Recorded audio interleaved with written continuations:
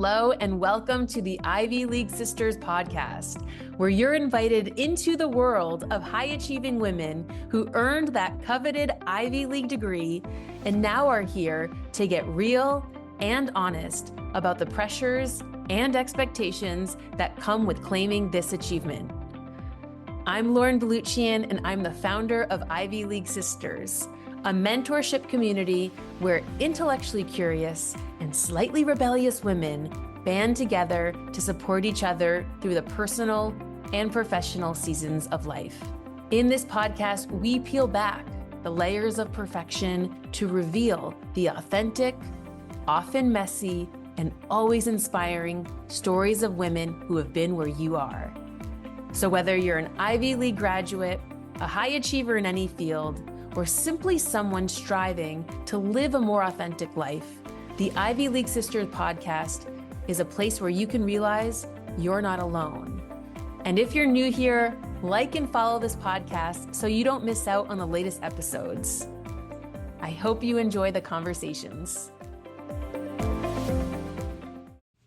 In today's episode, The Power of First Generation Dreams, we're joined by Alexa Torres, a Cornell University grad who shares her journey from Mexican-American roots to Ivy League heights. She opens up about the courage, the sacrifice, and the emotional journey of breaking barriers as a first-generation student. Now, let's start with just having you share a little bit of your story of origin and how it led you to Cornell.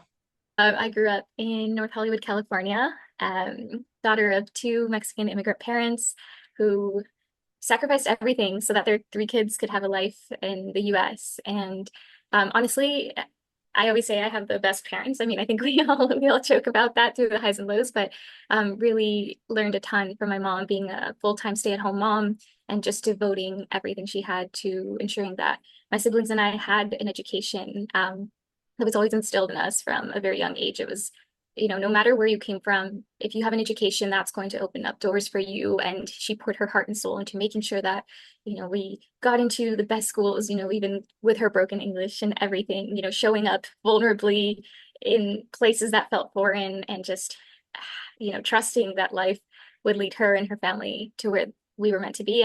And that bravery, I think that courage is something that has inspired me as well. When I show up in these spaces, I always think about, if my mom was able to do it with no English, or the little English that she had and had to figure it out, what's stopping me from having those difficult conversations and stepping into these new environments and building something for myself. And so that was, what kind of elementary, high school did you go to? Was it predominantly white? Was it a big mix? Was it diverse? Yeah. So I grew up in a predominantly Hispanic neighborhood. We had maybe one or two white or Asian students, but all around me it was Spanish. It was a private Catholic school. Very much what my traditional Mexican parents were looking for to raise their kids, because to them that felt safe, having these certain boxes that they wanted to check off for their kids, and that to them meant that we had made it, or that we were on the right path to moving up into a well-known school, or that school would open up an opportunity to go somewhere even better in the high school and college years. And so, it was the same K through 12 private Catholic schools, amazing education, really grateful for that. And just having that support system and having parents that, gave everything they had, worked through all the scholarships and Wow. Reached out to like mentors, people, letters of recommendation, always tried to show up and do the most that we could to almost like work our way into those environments, even if it felt unnatural. But there were always people that along the journey, whether it was our school principal that said, no, like you belong and you're capable. And there might not be a lot of people that look like you, but that doesn't mean that you can't be a part of that space and that you can't open up that door for future students. So yeah. So you went then from a predominantly Hispanic school, you probably felt safe, it shared a lot of same values, and you go to Cornell, which is in the middle of nowhere of New York, right? Ithaca, New York. It's cold. It's a totally different vibe than North Hollywood. Yeah. What's that like? What do you bring us to like a first like a moment in Yes. memory. Yeah. Yeah. It's so funny. Last night, so I'm here with my mom and my brother staying at home, and my little brother is 13 years old. He's doing his high school application essays, and we were just talking about like our journeys through school and the He's stories that 13. He's 13 doing college application. or sorry, high school application, high Okay, school. maybe you said that. Maybe you said that. My brain went to Yeah. college. Okay, keep Um, going. so we were talking about just like stories that have impacted us, our journeys. And my mom shared this story. She said, when you left to college, your little brother was 7 years old and he sobbed his eyes out the whole ride back from LAX to home. And she said, and then we came home and she's like, our daughter's gone. She said, we hugged each other and we just sat there sobbing because, you know, it, you had this little family unit and it felt so perfect. And then my older sister left to college and then it was my turn. And for the first time they were on their own. And I think on the flip side of that, I was also sobbing my way like on the plane. I was like, oh my goodness, it's real. And I'm on my own now. And um And let like me say, it's so my journey. you flew yourself to college freshman Yeah. year.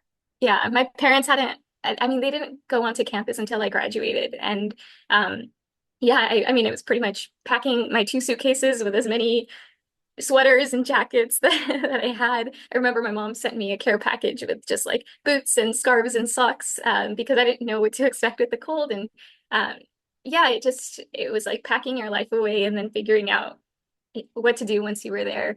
Did Um, you visit before you accepted? I actually did a summer program before, which was to help first gen low income college students transition into the environment. So that was super helpful.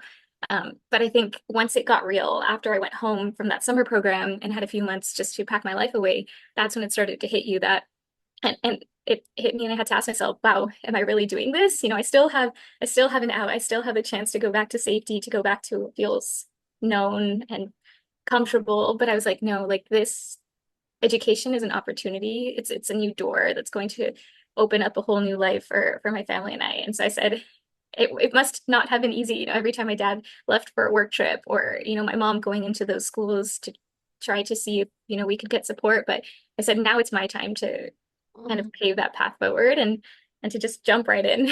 So yeah, it was Yeah. scary. You mentioned you have an older sister. How much older is she? Yeah, so she's a year and a half older. She actually went to Dartmouth, and another Ivy League sister. So I had a real life Ivy League sister growing up. And it was super interesting too. I think even just seeing her journey as the older one, to be the first one to even discover what the term Ivy League meant, or what a private school was. I think those were things that were really foreign. And even as she was going through her process, I was still pretty naive to the whole college application journey. Um, and I had heard, about the Ivy League, and I wasn't really sure what it meant. I didn't really understand like how prestigious it was. And she honestly was a huge, I would say, mentor, and honestly, like a big reason as to why I ended up at Cornell. I remember just even in college, going through the college application essays, and my counselors telling me, "Oh, Alexa, maybe you should look at these state schools. We don't think like that's not the school for you." And they almost tried to push us away from applying and aiming big. And I had good grades. I was involved, and they told me, they said, "You are not your sister. Maybe you should consider the safer options." And I remember hearing that, and I still think about that, what my college counselor said to me. And I said, "But why? Why not me?" And I think constantly asking myself, why not me?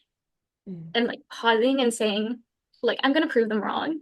And I want to tell a different story. And I want to be in charge of writing what that story looks like, and not have somebody else tell me what that narrative should be. And so I challenged that and I said, I'm going to apply. And my sister actually walked in, and it was like an hour before the application was due. And she said, "Did you apply to Cornell or an Ivy League?" And I said, "No, my counselor really discouraged me from it." And um, yeah, in the moment, she said, "Alexa, just do it.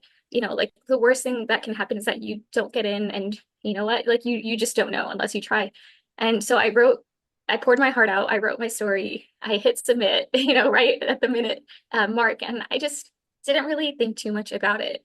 And You then remember what you wrote your essay about? oh yeah, yeah, it was. I have it still, and sometimes I go back to it. I'm like, wow, it's crazy, when you're asked to write your story and how the dots just seem to connect. But um, Is it something it's you're actually comfortable? Is it something you're comfortable sharing with us? yeah, yeah. And in short, I think the opening paragraph was really what set the stage. But basically, my essay was about um it was about me standing on the stage at Carnegie Hall performing with my choir, my school choir, when I was a sophomore, and specifically talking about that journey as to how I ended up on that stage in New York was super powerful to me because so I did choir growing up my whole life, but once I got to high school, there were these opportunities that were really expensive, and my family couldn't afford them, and I always thought, oh man, like that would be great to have, but that's not something that I could participate in, or that's not accessible for me. And I remember we had this fundraiser, which was to sell these, what they were called these butter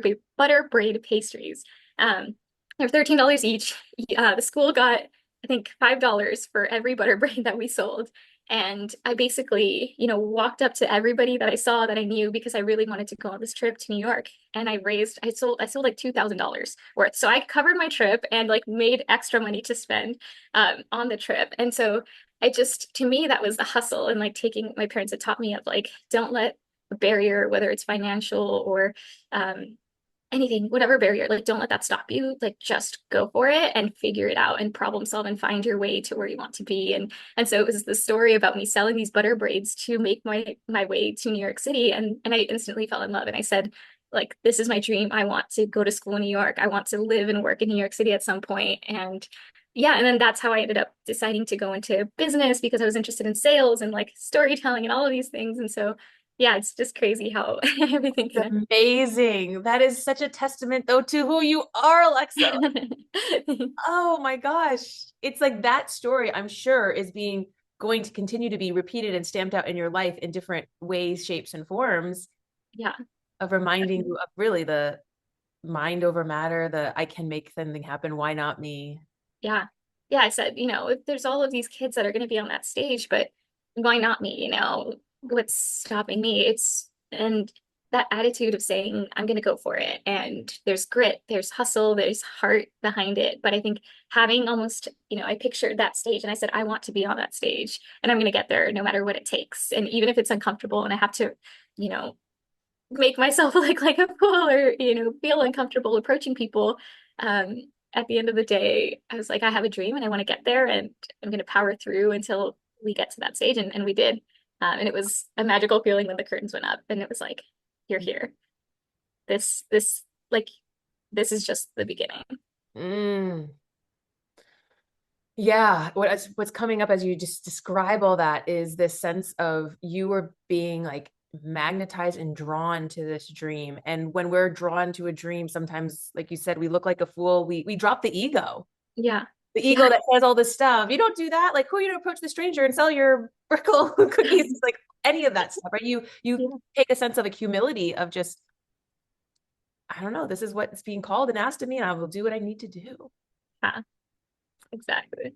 So okay, so you then go to Cornell. Where has this again been the same sort of sense of who you are been amplified again in your life, like in your career or other crossroads you faced? Yeah, definitely. Um, I guess going back to how I grew up. So I think growing up in a Mexican household, hospitality was just something that was in our nature. It was embedded into everything that we did, how we greet people, how we want to receive someone, welcome them, act out of service. I think this culture, this thread of service was always this underlying theme, I think, that I saw in my relationships between my parents, myself, my school, all the people around me. And naturally, I was drawn to studying hospitality at Cornell. And I think, while I learned the academic side and that was amazing, I think seeing it in practice through the internships, through like the experiences after that has been just eye-opening in a whole different way. And I don't think that any of those opportunities I would have received, without that education. And so it's been a really neat journey. But I think, yeah, I think to answer How your many years, how question, many years out of college are you now? I'm 3 years. It's 3 years. barely, yeah, Three it's barely years. 3 years, which feels like forever, but also, You've done so much in 3 years. yeah. And I think even that in itself, 3 years. When I think about Alexa 3 years ago, when I was in college, I hadn't stepped foot outside the US or Mexico. And then after that, the series of events allowed me to, now it's been 25 countries by 25, living and working. Yeah, which is insane. And I've taken my parents also to like 6 new countries since, which they had also never traveled. And so that was just this summer. So when I think of just like the doors that have been opened from having that foundation and pursuing those dreams and building that support systems and finding the mentors and yeah, all of it. It's just crazy when you look back and you're like, wow, it's been 3 years and we've already made it this far and we're just getting started and there's so much that lies ahead. Um, but at the same time, thinking about Alexa 3 years ago, it was like I never imagined that I would be traveling the world. Um, I never imagined that, yeah, I would have a job that allowed me to live and work remotely and have this flexible life and that would allow me to pursue my passions on the side. And honestly, that I would say came from having the right mentors that um, believed in me and saw something in me that I don't think I saw in myself. And I think that they saw this potential and they also said like I want to help you and that in itself like I that's why I value communities like Ivy League Sisters so much because you meet those people and whether they're a few years ahead or like 20, 30 years ahead, they become almost in a way like your advocates, your guardian angels. They've had experiences that you might have had, or there's some common thread there. And I feel like that honestly, I would say that mentorship and that guidance has been, if not like the most, one of the most powerful tools that has allowed me to kind of be where I am now. And honestly, when I say be where I am, it not in a way of sounding cocky and saying that I'm like this really accomplished person, but I think like I'm very happy to say that I'm living my dream life in a way. And while there's still so many things that I want to pursue, I'm in a place that I never even imagined existed had it not been for these doors opening and these mentors kind of guiding me here. Oh my gosh, Alexa, you can be cocky here. Yeah, My I love gosh. Okay, I it. didn't realize that. Full appreciate your appreciation for how much travel you've done. I Yeah. imagine anyone that doesn't know your story and understand, like anyone that's listening is like, okay, what does this woman do? And how is she doing it? So give a little context on like, what's the context of traveling to all these places? Are you a travel blogger? Are you Yeah. give No, it's funny. I meet so many people, even, if I'm getting my hair cut and my hairstylist from childhood is like, what are you doing in the world? Or like, why aren't you blogging this and making content? And I think, there's always, it's interesting. I feel like with traveling, there always comes similar to having an Ivy League degree. There's these expectations that if you have something or if you have a certain experience that you should be sharing it or you should be doing more with it. But I think for me, it was something that I never planned for. It was, um, that's a whole story. A job fell through at my summer internship, post grad fell through, and my real job in New York City was supposed to start in September. I had my stuff in New York. I was taking a 1 week trip with my friends to Portugal, and then I took on another summer internship, and then I got a return offer for that summer internship, which was pretty much for a travel startup that was focused on lifestyle design retreats, and I fell in love, and I said, oh gosh, it's going to be really hard to go to New York after working for what felt like my dream company at the time. And so I pursued that and that was hard in itself, but that then allowed me to live and work remotely. And it wasn't my job to travel, but I decided to live on brand and I just, I was seeing these people that were living this lifestyle and I said, wow, I've never thought that this was a possibility. And so I did it as long as I could. Um, and it was just like, I want to see the world. I want to learn about different cultures. I want to connect with other people, learn different perspectives. And I have so much footage, Lauren. It's crazy. And I always think, I have imagery and videos for days that I could share. But I think beyond sharing, I just couldn't keep up because it was this constant, movement, constant learning. And I really wanted to be present and just soak it all in. And I think I do a lot more writing than I do posting video content. And I said, one day I'd love to write a book or share these stories and share that with also people that look like me or people from similar first gen low income backgrounds and say like there are possibilities that you might not even know exist. And if I've been able how did you find to this this job? job? Yeah. Yeah, so the story was I basically had seen an email came through a listserv. I think that's how I found you. I think I found you through the same email listserv, Laura, which is crazy. It's a powerful one. And this guy was looking for interns to work, in this community in Belize. And actually that community fell through the job fell through like a month before I graduated. And as I was writing my final paper for this class in entrepreneurship, like an entrepreneurship class, I had to interview what was it?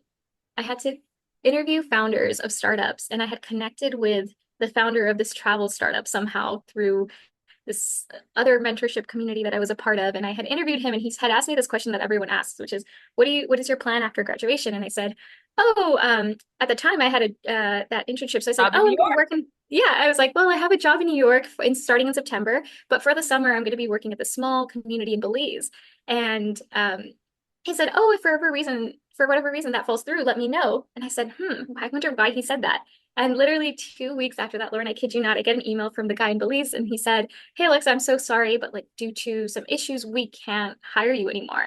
And I was like, okay, so now what? I have the summer and I have to figure out what to do. And I emailed the guy that I had interviewed for my class paper and said, hey, Michael, remember when you said if that job fell through, let me know? I was like, well, I have my summer.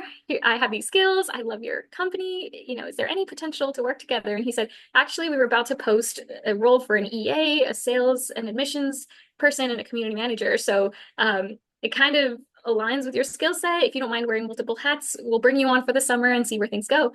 And so that then turned into a full-time offer during my 1 week trip to Portugal. And when I was in Portugal, I just said, I was getting on the flight, and I said, it's always been my dream to move to New York City. And I had a job there, and I had a home. My lease was signed. I had signed a contract, but deep down, I was like, it's not resonating. And there's something else. There's like a whole new world that's being presented in front of me if I only make this decision to stay. And so I did that. I emailed the company, and I just was super open and honest. I said, hey guys, like this is my situation. Also, my grandmother was really sick at the time, and I wanted the flexibility to go to Mexico and see her. And then I emailed my landlord, and I was able to get both my deposit back. And the company was very gracious and said, you know what?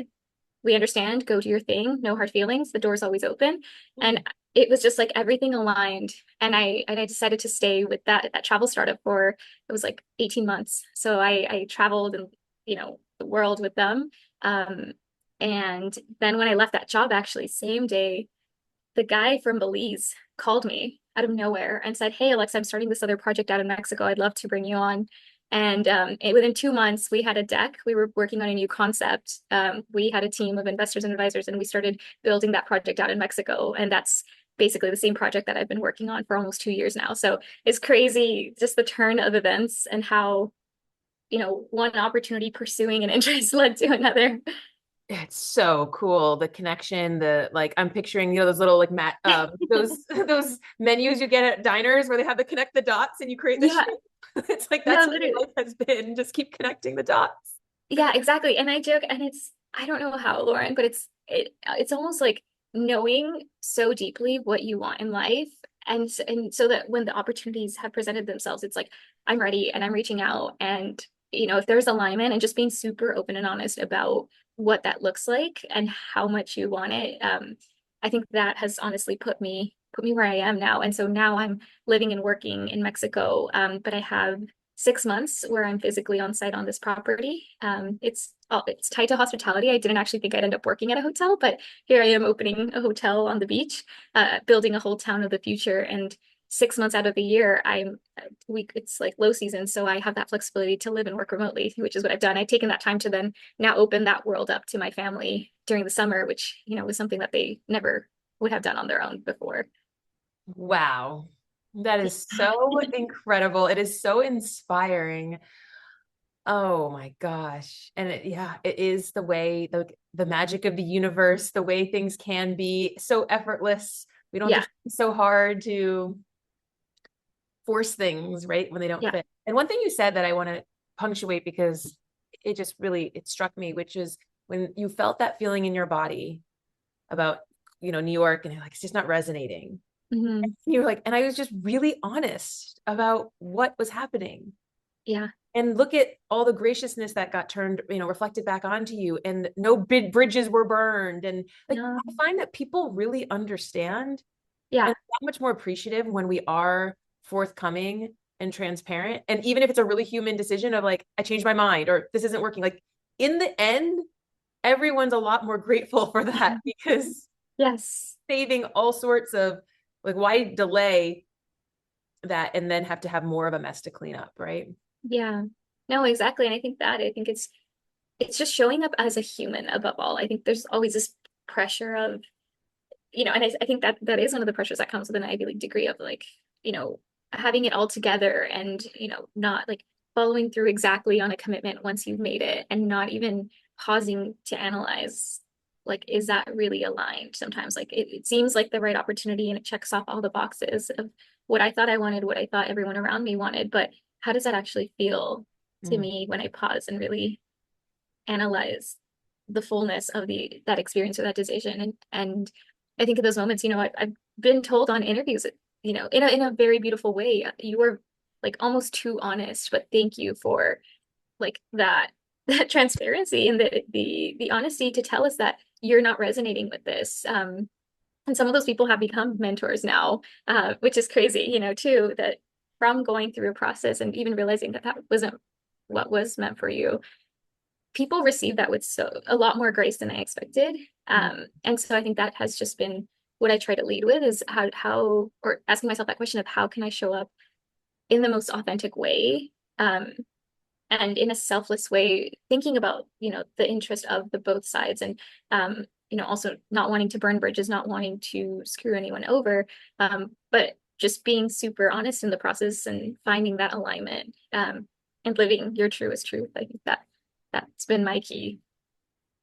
That is such a like a beautiful key and code of honor to like live by for oneself. Yeah. It just keeps things really pure and clean. Yeah. Honestly, it makes it easier to pursue things when you live with that mentality, I think. And it's like you're really guided by your like what's actually aligned versus what the world is telling you that you should be or pursuing or should be doing. But it's hard. It's definitely hard. And yeah. What does alignment feel like for you? How do you sense it in your body? Yeah. I think somebody asked me this question and they said, when you think of a decision, does it feel more expansive or contractive? And Mm. I feel it, I think when something isn't aligned, it's almost like my stomach is twisting and it's like this, my chest is heavy. I feel this weight. And my brain is like jumping. It's a lot of indecision. And I think on the flip side, when something has been so authentically clear and yes, like it's a like a Full body yes, as they say. It's yeah, it's they say it's like a somebody called it like a full fuck yes. It's like, yes, I'm going all in, I and love that. I yeah. love the No, and it's full fuck yes. yeah, and it's like it's a no-brainer. It feels right. You feel lighter. And I think when you make that decision like consciously, authentically, you feel light. It's like if you're really pursuing those things, like pursuing the things that make you feel alive and feel that you can show up like as your best self, they're energizing. Otherwise, it's draining, it's heavy, and you don't want to spend your whole life buried under this heaviness. Rather, you want to feel light and you want that light to also lift other people around you up. And I think it really shows in how you show up in your day to day. But it starts with like knowing, or at least being tapped into what is aligned and what do I actually want, or what are my values and how does this decision support or contradict those values. Yeah, it can be it's a muscle, right? And I think of it sometimes when this question has come up to me, people saying, but Yeah. how these big decisions, they seem scary. I practice it even like when I go to Starbucks and I'm like, oh, Oh, like my brain's all like, what do I want? What do I want? And then I'll just play through each of the options. And there is a little, even if it's not quite as extreme, there's like or like, yeah. or like scramble, like you said, like the brain's like, like, I don't know, how many calories does it have? Is it like, oh, maybe that's just not the right thing. Like, whereas the other one, it's just like, yes, it's a Yeah. treat. It's an indulgent. Like, enjoy. There's a Yeah. And I think there's simplicity. also something about that too. I think let's say you make a decision to pursue something and then it stops feeling like it stops Ooh, feeling right maybe, or you realize that it wasn't everything you imagined it to be. I think that's the harder part of, and I always ask people, when did you know it was time to walk away from something that wasn't serving you in the way that it once did? And I think that, Lauren, if you have the answer to that, let me know because I think like getting yourself into an environment or a space is amazing, but if it after how many chances do you give something until you someone. I'm thinking of two things. I'm thinking yeah. people staying in their careers far too long and still people staying in a relationship far too long. Yeah. Both cases, the body is speaking in its own way to be like, to give my perspective on that, it starts to nudge and you will hear those whispers and you can choose to ignore, or you can choose to, you know, mute them, or you can choose to pay attention. And I find that when I make space to pay attention, Mm. it gives me more trust that I'm at least making a conscious decision, whether it's to stay or to go. And I believe at some point you don't have to go searching and forcing something. It will either you're just like, I mean, there's been times where I have left a job and trusted that voice, and it's like really, really, really, those are probably the scariest things that I've done in my life. Wow. But it's been the most rewarding. Yeah. And, you know, there have been relationships that I stayed in far too long. And I felt like my behavior started to do things that would subconsciously create havoc. If that makes sense. Ultimately, like, yeah. So my pattern had always been in a relationship, I never had the courage to really leave. And so I would ultimately do either things that would self-sabotage it, or like disconnect and change and shift the relationship that ultimately created the dissolvement of it. No, So that's real. yeah. But what I love about what you said too is like you said, it's the scariest things have always been the most rewarding.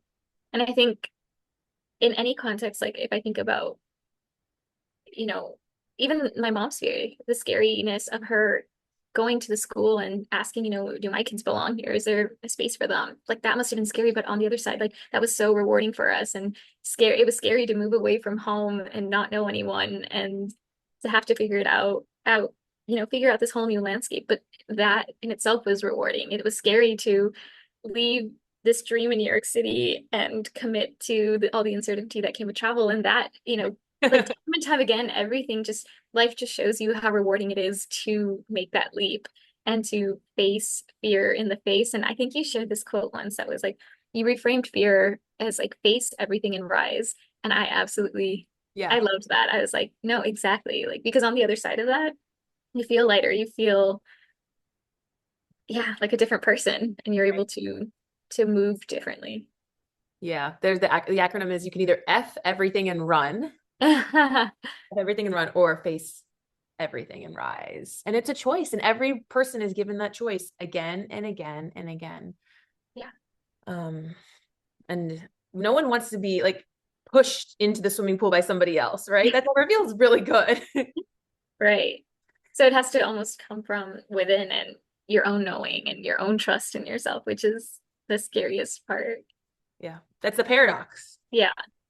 You can't have one without the other. Like they kind of go, they're twins, they're siblings. So, you know, you can stay in safety and stay in your comfort zone and things will be fine, I'm sure, in some ways. Or that's why I think a lot of the, you know, entrepreneurs in particular, or people that are just big risk takers, they're edge walkers. They're willing to take that. And I often tell people and myself, let's get out of let's say you do the crazy risk and it doesn't give you that reward. Yeah. Scary. Right.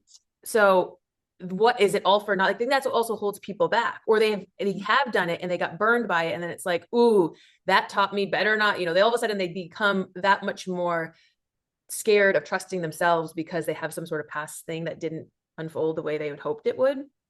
My reframe on that is it taught you something though, and it's guiding you towards something. Like what did you learn from it, right? Yeah. What did it teach you? Because that you now, when you face that next thing, that decision, you're not the same person as Right. back there. You've got some more tools and awareness in your toolkit that then is making you make a more conscious decision. And everything is in the spirit of, for me, it's like opening up a greater consciousness of who we are meant to be, and who we are not even meant to be. Who are we at our core when we get out of all this other layering of doubt and fear and Yeah.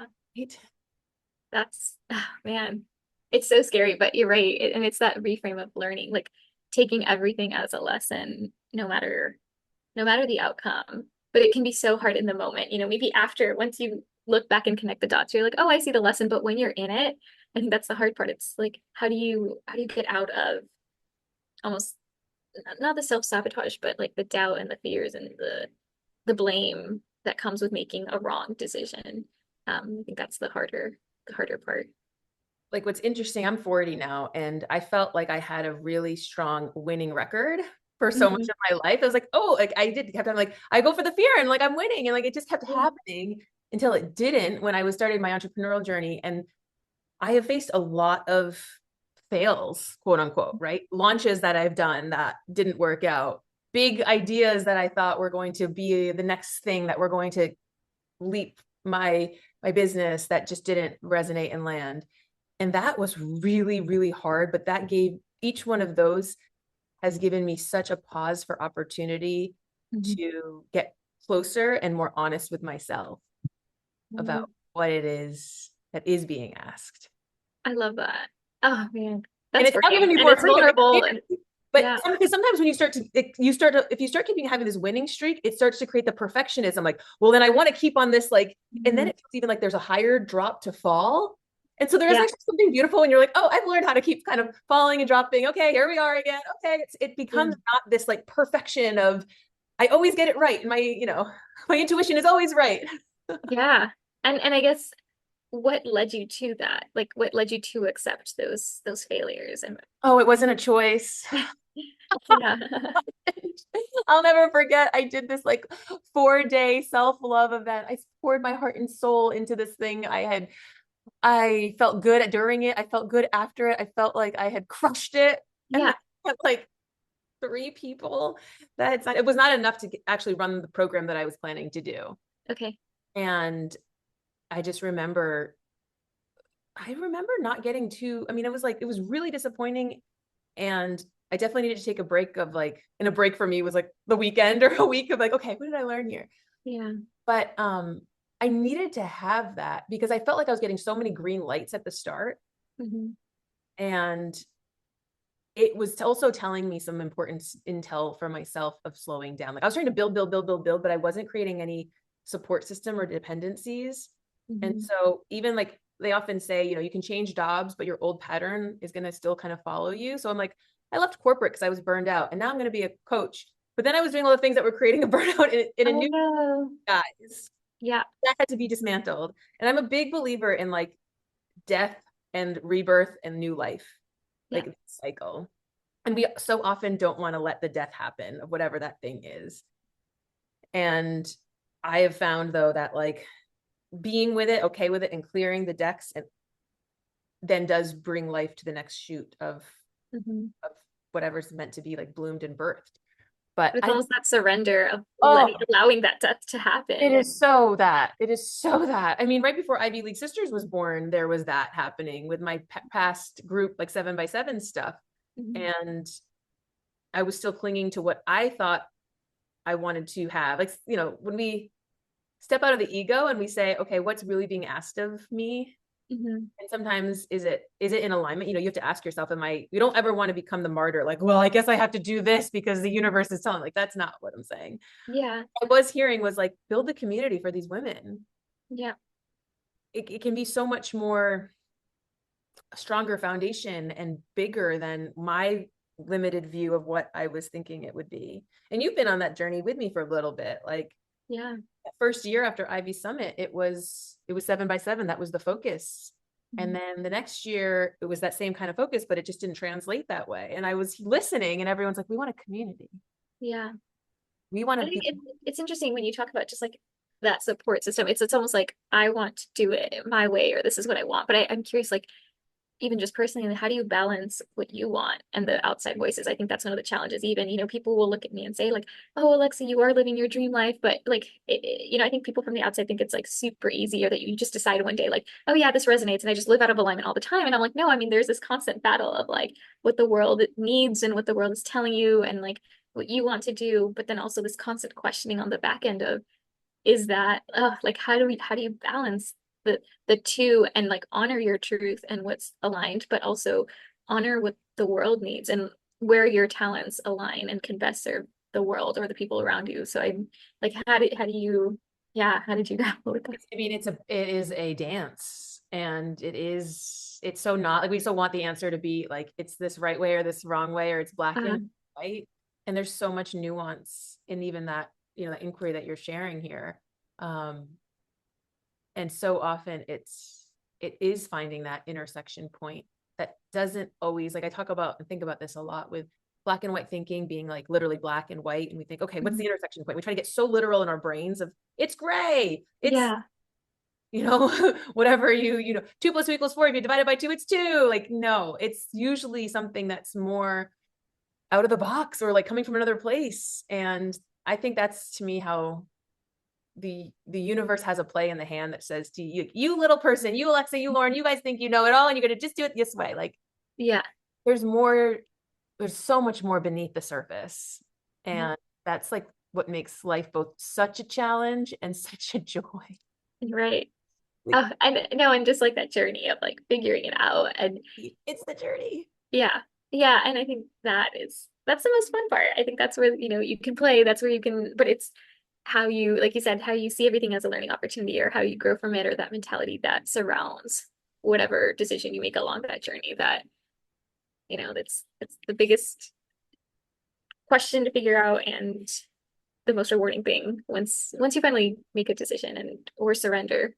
Right. And that'll be okay for that leg of the journey. And then there'll be something new. And I was just talking about this morning with my husband, which we were Mhm. talking like using metaphor trails as a metaphor for life and your journeys. Mhm. And I said, I don't know about you, Eric, but I don't want to be doing the trail and the journey with the really intense hikers that are taking themselves so seriously and they got to get to the top as fast as they can. And they know all the things, they've studied all the maps. I'm like, those are not my people. I'm like, but Yeah. I'm also not wanting to just, I was using this example where we live. There's this like paved trail that goes around the lake and it's beautiful and everyone goes there. I'm like, but I'm also not doing that because that's boring. Like, that's just like, Yeah. yeah, I'm like, I want to be journeying with women who are like able to laugh, able to stop at a pond and like go skinny dipping and laugh at each other and then get back on the trail and like, enjoy it, Yeah. enjoy the whole part of it and pause when we need to pause and take a rest. Like, I think you nailed it. I think it's that. It's like who's coming on the journey and like where do you find those people too? I think that's my question right now, something that I'm really exploring. It's like where do these people exist? I think like in the educational context, you're surrounded by all the high achievers, all of the, perfect students, everybody that has like this idea of like wanting to change the world, and you get put in this box, like you get put in that lane with all of the people that are like on a mission to get to the end of the trail as fast as possible. And then you realize you're like, whoa, whoa, whoa, like there's another trail with a different crew and they're vibing and they're camping and they're taking pictures and having all the fun. And you're like, I want to be there. But even like, yeah, how do you get out of that lane and then start to think or like move yourself over and find those groups of people that are like aligned? That I think is a challenge. And I think coming from doing a great job with level, it. yeah, no, well, it's tricky, but I think I'm like, how do I keep them close as well? Because, at that point of your life, like everyone is so scattered. And especially when you're traveling, I think that community is like people are everywhere. But how do you find those people in your day to day when maybe the environment that you're in is still that super fast lane? And I think that's where spaces like Ivy League Sisters are super powerful because you get, it attracts a certain type of person that's like has the self-awareness and has this different way of thinking and or that conscious awareness of maybe I've been in the fast lane, but I recognize that that's not everything and that it's okay to jump maybe between the two or to pave this middle trail that's going to, have people from both or that is going to allow me to run faster if I need to, but also slow down. And there's going to be people all along the journey. And that space that's like welcoming of all levels is like, that's where I want to play. Yes.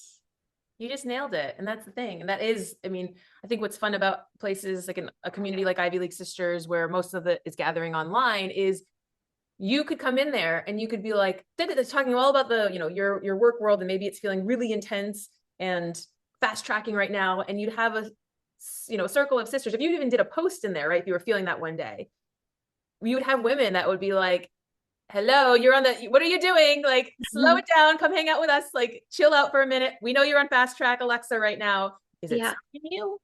Like, Yeah. sounds like just having those People blind that check.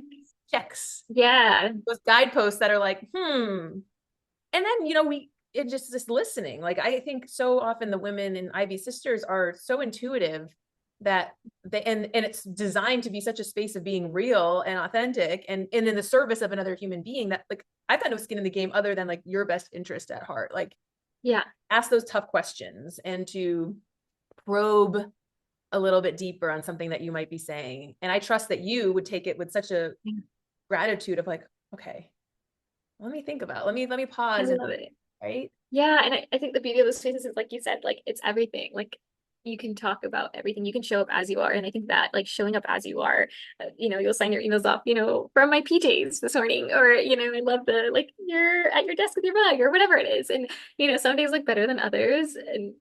But like having your people and those containers that enable you to show up fully and that will be your cheerleaders when you're like, I'm going to sprint and I'm going to get there, but also give you those wake up calls is super important. And I don't think that it's hard to find once you leave, the school container.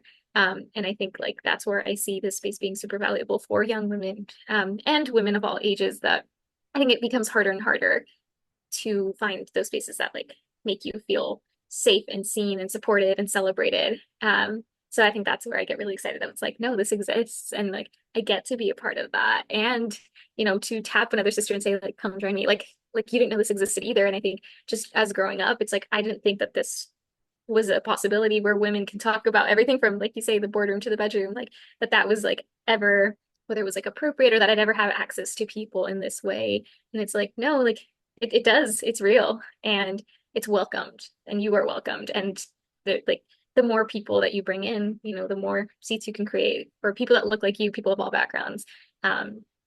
And they'll be with you throughout the whole journey, throughout the trail. So I don't know. I get really excited just like thinking about what you're building here, what we're building with this community. So it's such a co-creation. And it's like when you strip away all the identities, where we grew up, what kind of background we have, what jobs we've had, what school we went to, like what's left in the rubble is, I think, a lot of people who value authenticity, vulnerability, sisterhood, connection. And that's the, like, you can just feel that heartbeat in the space, right?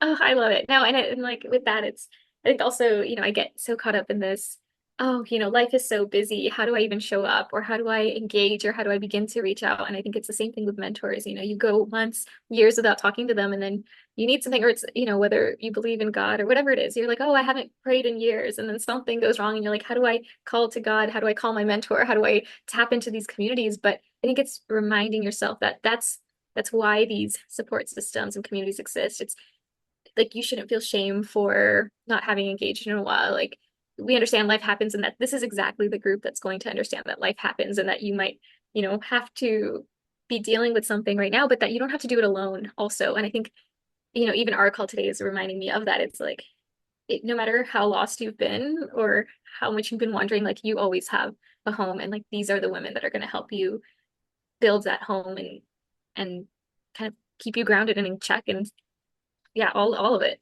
We're all out there doing our thing, right? And so it's like we have to go away into the woods to do our thing every now and then. But it's nice to always be able to tap back in and go, oh, someone's still mining the pot of stew, and we're here. It's like, Alexa, I'm still here. Like, about your travels, what's happened since you've been away? No, and that just like that presence is so heartwarming, and it's hard to find in a lot of places. And so especially someone of my background, where you're like, where can I feel safe and seen and supported? Like these containers really do matter and they mean so much. So I'm feeling immensely grateful, Lauren, and just excited that, to kind of re-engage and to see where Ivy League Sisters goes and grow alongside other beautiful, powerful women. That's the thing. It's like grow alongside beautiful, powerful women. Yeah.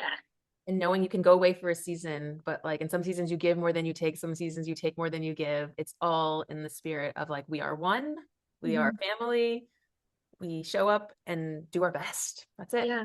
And do. And everybody plays a role in that. Everyone. And everyone's role is important, whether it's, I love, one thing I love actually even about the platform is when I go into Circle and scrolling through the different faces, seeing like the diversity. I think that, I always like think about like, what are the, like, how does diversity show up? And like, how do I tap into like those circles and like seeing women of all different ages, all different skin types, backgrounds, colors, like all of it, you know, that is like so special. And I think that, you know, this Ivy League passport was what I described. It's like it was my passport to the world. And I think like even scrolling through this circle community, you know, this the Ivy League sisters community, it's like this is a whole world in itself, you know, and these people get it. And you know, where are these global citizens like building up, like representing all of these walks of life, and there's a home for everyone in this space. And so that's just incredible. I just think that I have this vision of us, like anyone that's an entrepreneur or coach, that like at the start of the year, we go there and we vision plan and we, Like a powwow kind yeah, of. right. You're going Yeah. to leave this week with this. We're going to workshop things together. We're going to like, That would be the goal. I mean, and it's funny, we're just about to, we have a call on the 24th that we're doing, which is like, we're showcasing like our last product for this first phase and teasing out like a sneak peek of everything that's to come. And in that is the project that I came in with, which is the co-working village. And that I think is really built for co-creation for larger groups because it's like a more accessible price point for a little bit of a longer term. So if you were like, oh, I want to do a 1 or 2 week retreat or an offsite, something like that, with like actual workshopping space. You know, we'll have a temple, we'll have like actual office space, we'll have like yoga, shala, dojo, like all of the things, you know? So all the it's like, things, all yeah, the things. yeah. This is the dream. No, literally. And so like when I think about that and it's like you think of like all of the people that it attracts, you know, we don't just want like digital nomads, like the people that are like in Bali, like on their laptops, like I've been that person and it's like, no, this is for like the intentional people that like want to level up, that want to be around other people that are like living life to their fullest, also like the high achievers, but also like enjoy the deep conversations and like beautiful places. And so I'm just so excited to like see it come together and to see how like these communities can almost like yeah, come together, co-create. And it's like, who knows, Ivy League sisters might be doing something, and then YPO might be next door, and some other cool company might have like an offsite and just like, And the yeah, things that are happening there, right? Like who yeah. knows? And opening the doors to I that. pulled a card for us before. I do this Ah, sometimes if it feels aligned, and it just spoke to me. I'm like, before you get on this call, Alexa, pull a card and see what. I love And the that. card is connect, and it's the web. Wow. Alexa, this is all about community and Oh my gosh. that's what this speaks to. It's a Wait, that's so crazy. Can we take a picture of it yes. with the connect? Wait, do we get the connect word in it? Oh yeah, yeah. There we go. Wait, hold on. Oh, I'm gone now. Oh wait, I love that. No, that's literally like It's the direct message from the divine. wow, that's So powerful. No, and that's what we're doing. I think we're like we're building these like webs, and I think at the end of the day, it's like the people behind, like the people that want to be part of those webs and like are finding their way to us. Like those are our people. Like those are the people we want to be surrounded by. And if we have like these physical spaces that can enable that, like even better. So exactly. it takes yeah. I really hope you can come on Sunday so you can see it. Yeah, thank you for extending that That's what opportunity. I'm makes gonna it go the look at cool. flights like after this, and then I'll let you know. Yeah, let me know. I love you. Thank you so much, Lauren. Love you too, and appreciate. First one is people pleasing, Yeah. perfectionism, and imposter syndrome. Mhm. Of those three, which one is the biggest thorn on your rose bush? Oof. I would say people pleasing. Okay. And what is a lie that you still tell yourself? Oof. Um, I can't have it all. And last thing is, what's something that's kind of feeling edgy in your life right now? You're like, oh, I'm kind of walking this perimeter of something that you feel in this moment comfortable sharing with me, with us. Ooh. I think it relates to what we were saying earlier, but this decision of walking away from something that doesn't totally feel aligned. So I think in my own job, maybe pivoting a little bit in the work that I'm doing, or choosing to do that just on my own and in my own life. So I think it's a little tricky to know. It's like, oh, do you give it away and hope to build it, you know, in this beautiful container that you're already in, or is it just time to go and do something on your own? Such a relatable answer. Like we've all been there. We all Yeah. have that thing that we're like gripping to and we're like, oh, am I just doing the grass is greener on the other side? Yeah. Or is it like, is it no? Is it just time to trust and make a change and see And what go build. Yeah. There's no right or wrong. No right or wrong. True, true, true. Yeah. I liked what you had said this one time. You said imperfect action is better than perfect inaction. And I'm like, ooh, okay, you just got to take action. The rest will follow. Exactly. That is the mantra that I live by. And that's why I use the power of experimenting so much in my life, because it creates this level of, I'm just running an experiment. I'm going to collect data and I'm taking action as a result of it. We'll see what comes out of this action. Yes, I'm excited. I'll keep you posted. Hey, all right. Thank you, Awesome. Lauren. Thanks, Alexa. I'll talk to you later. Okay, Bye. bye. I hope you enjoyed the conversation.